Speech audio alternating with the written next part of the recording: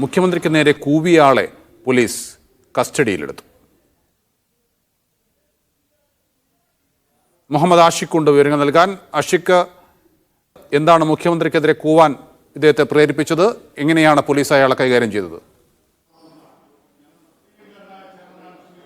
നൗഫൽ, 29ാമത് രാജ്യാന്തര ചലച്ചിത്രമേളയുടെ ഉദ്ഘാടന പരിപാടി നിശാഗന്ധിയിൽ ആരംഭിച്ചു കഴിഞ്ഞു. അതിന്റെ ഭാഗമായിട്ട് ഉദ്ഘാടന വേദിയിലേക്ക് എത്തിയ മുഖ്യമന്ത്രിക്ക് നേരെയാണ് കൂവലുണ്ടായതുള്ളത്.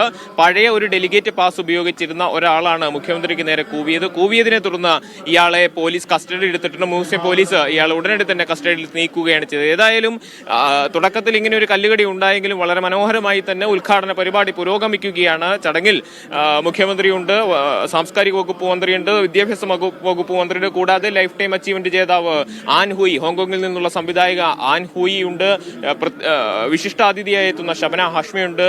അങ്ങനെ വലിയ പ്രതിഭകളുടെ ഒരു വലിയ നിരയോട് കൂടിയാണ് 29ാമത് രാജ്യാന്തര ചലച്ചിത്രമേളയ്ക്ക് തുടക്കമാകുന്നത്.